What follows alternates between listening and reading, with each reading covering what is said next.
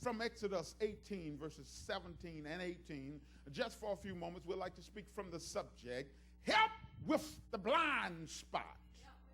Most of us, we want to act like we got it going on. We got everything tight. Everything is just right, and you have no problem. But you know, it's amazing how we can look and see all of the things that's wrong with other people, and it's obvious to you what their problem is, but it's oblivious when you got a condition. That you do not have eyes in the back of your head. You need some help with the blind spot, because there's always something to be going on in your back that you don't know nothing about. But God got somebody who can help you with the blind spot. On one occasion, we find the Apostle Paul, who had done some great preaching, done radically making a shift in the church, and he didn't know that he had some haters right in his midst.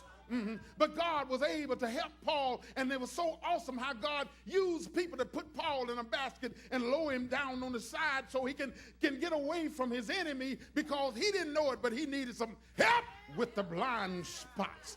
Child of God, you need to admit plain to see for some, but that you might need a little advice. And this is the situation with Moses, that great hero of the Bible. Moses, the man who was born at a time that he should have died.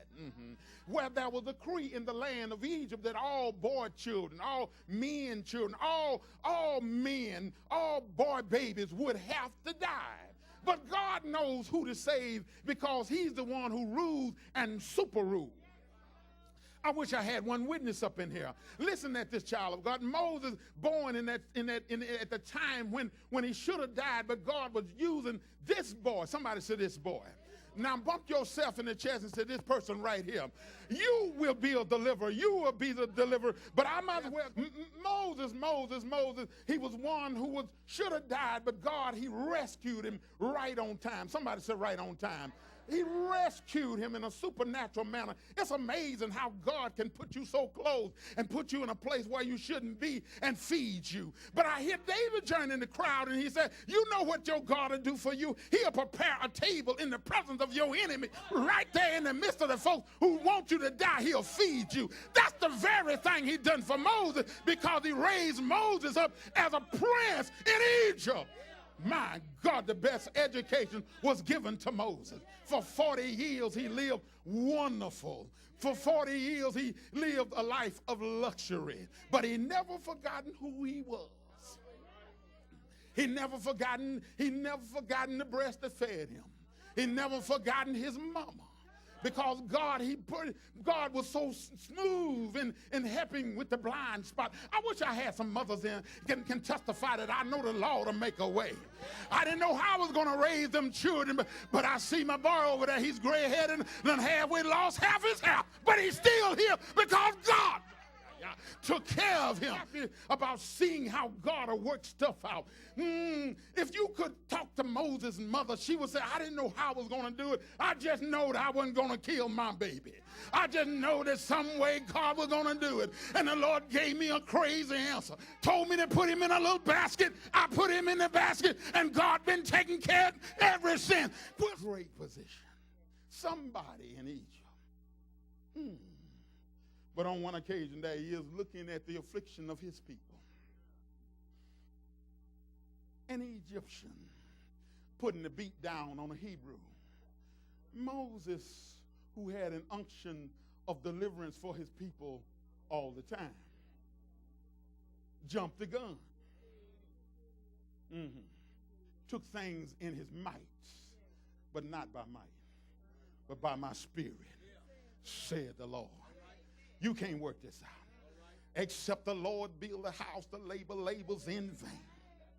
I feel the anointing upon this thing. Somebody walking out of him with a changed mind today. Moses, who knew that this ain't right. This ain't right for the chosen people of God to be put in bondage. Moses, he jumped the gun and he killed the man. He killed this Egyptian. What's amazing about, y'all don't mind if I just take a drift right here. What's amazing about this passage of scripture is I'm looking at God. He's about to use somebody in a mighty way, in a supernatural manner like never before, a murderer.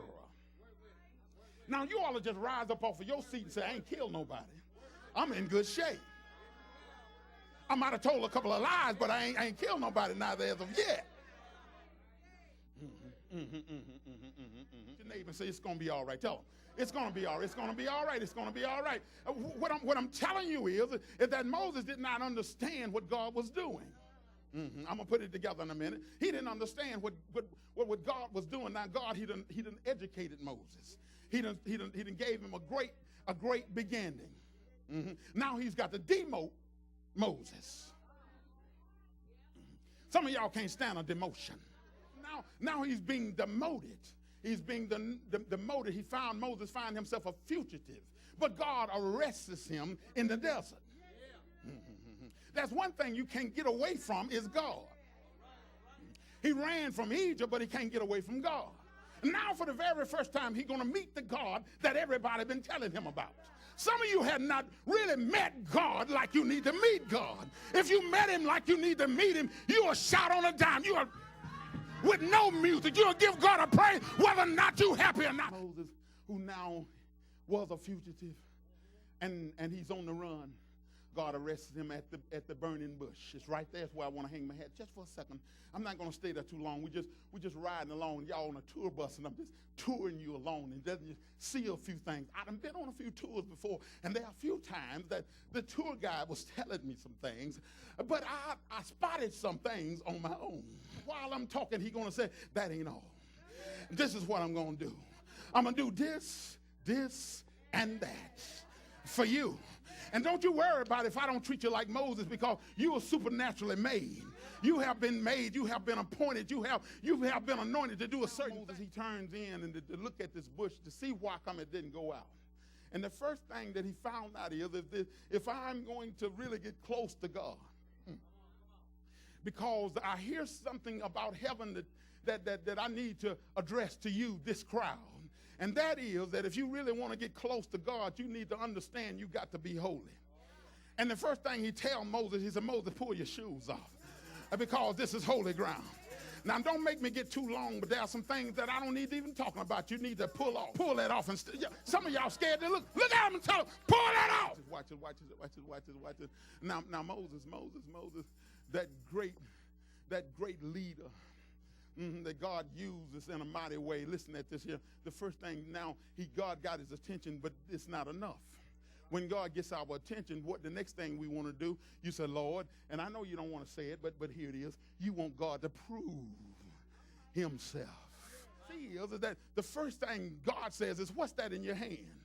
He says, it's a stick. It's a rod. It's just a rod. It's just a rod. He said, throw it down. He took that stick and throwed it down. When he throwed it down, it became a serpent. It became a snake. And the first thing you do, if you see a snake, you're going to move. And Moses, he just like you, he ran. He was in fear. Now God said, reach out your hand, grab it by the tail. And what I want y'all to see is there's some stuff that you've been running from. Now God said, I'm giving you the power to grab that by the tail. That stuff ain't got you no more. You got it. Hey, you can stop drinking today. You can get away from, you can tell Susie, whoever Susie is, and them Shamika and whoever that is, and Larry and whoever Larry is, the baby, I got to let you go because I got somebody who's way better than you. I found out that the Spirit of the living God want to reside in me, and I refuse to let anything stop that Spirit from dwelling on the inside. One occasion that somebody told you that God is sovereign. Y'all act like y'all don't believe that. Don't you know that God's in charge? Let me tell you something that's going to make you wig out and go back and search your scriptures over and over again. The devil even belonged to God. God, he tells him something. He commissioned him. Now when God introduces himself to you, he ain't coming up just for you to beg him like he was genie in a bottle. He ain't introducing himself to you so he can just be your prayer answering God, but he wants you to do some things, not just to liberate you, but to liberate some folks around you. There's some stuff that we get a hold to because you insist on having little crutches.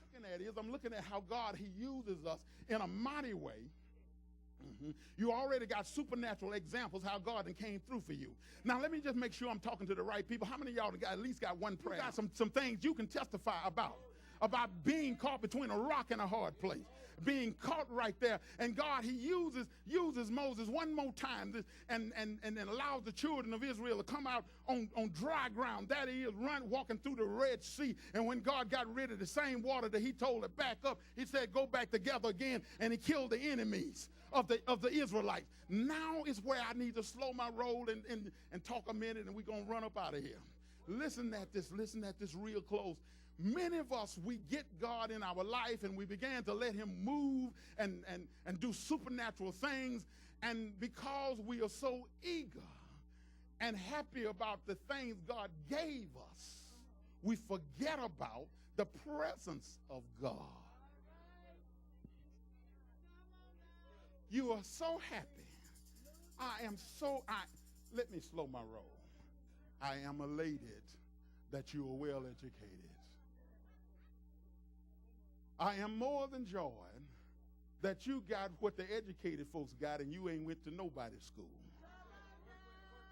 Because God reigns on the just as well as the unjust. He's the one who is over all the economies. It is God who tears down kingdoms and builds up kingdoms. It's God.